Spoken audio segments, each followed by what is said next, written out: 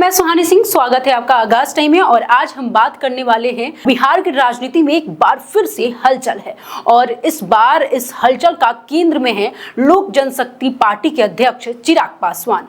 आरा में आयोजित एक जनसभा में चिराग पासवान ने ऐलान कर दिया है कि उनकी पार्टी आगामी विधानसभा चुनाव में राज्य की सभी 243 सीटों पर चुनाव लड़ेगी। इस एक बयान ने एनडीए गठबंधन की रणनीति, एकता और समन्वय पर सवाल खड़े कर दिए हैं।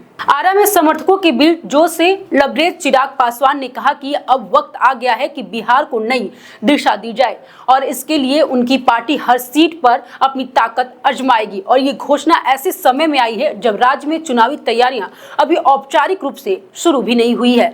जब इस बयान पर प्रतिक्रिया लेने के लिए सिवान में भाजपा प्रदेश अध्यक्ष दिलीप जायसवाल से सवाल पूछा गया तो उन्होंने इसे टालते हुए कहा कि चिराग पासवान ने एनडीए के साथ मिलकर चुनाव लड़ने की बात कही है, लेकिन उन्होंने यह स्पष्ट नहीं किया कि 243 सीटों पर एलजेपी के लड़ने की मंशा को भाजपा किस रूप में देखती है।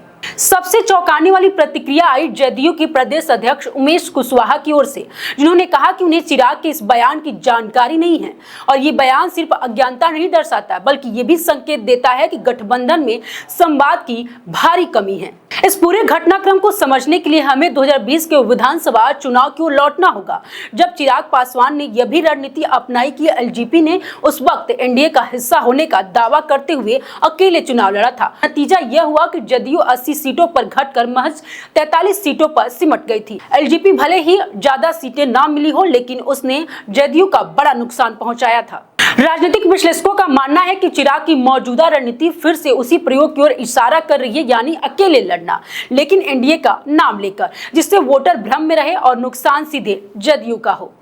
अब सवाल उठता है, क्या भाजपा और जदयू फिर से 2020 की वही गलती दोहराएंगे या इस बार चिराग की चाल को समय रहते काउंटर किया जाएगा। खास बात यह है कि इस बार नीतीश कुमार खुद एनडीए में हैं और भाजपा के साथ मिलकर सरकार चला रहे हैं, लेकिन जदयू के प्रदेश अध्यक्ष अनभिज्ञता से मुख्यमंत्री नीतीश कुमार नाराज चल रहे हैं।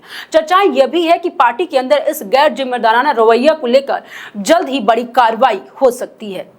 इस सबके बीच 20 जून को प्रधानमंत्री नरेंद्र मोदी सिवान दौरा प्रस्तावित है। इस दौरे को लेकर भाजपा और जदयू दोनों मिलकर तैयारियों में जुटे हुए हैं। सिवान में एक निजी होटल में एनडीए की प्रमंडलीय बैठक में कार्यकर्ताओं के साथ सख्त दिशा निर्देश दिए गए हैं, लेकिन चिराग के इस बयान ने इस एकता को, माहौल को काफी हद तक प्रभावित कर दिया है। यहाँ बड़ा सवाल यह है कि जब प्रधानमंत्री का दौरा एनडीए कार्यकर्ताओं को जोश से भरने का मौका होना चाहिए, तब क्या ये भ्रम और असमंजस गठबंधन की नींव को हिला देगा या फिर यह सिर्फ एक शुरुआती सियासी शोर है?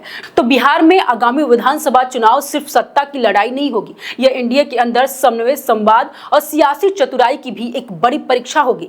चिराग पासवान की चुनौती क्या गठबंधन की दिशा मोड़ देगी या बीजेपी और जदयू समय रहते ही संभाल लेंगे? इसका जवाब आपको आने वाले हफ्ते में मिल सकता है। बिहार की राजनीति में आज के लिए सिर्फ इतना ही। ऐसे तमाम खबरों के लिए बने रहिए आगाज टाइम के साथ।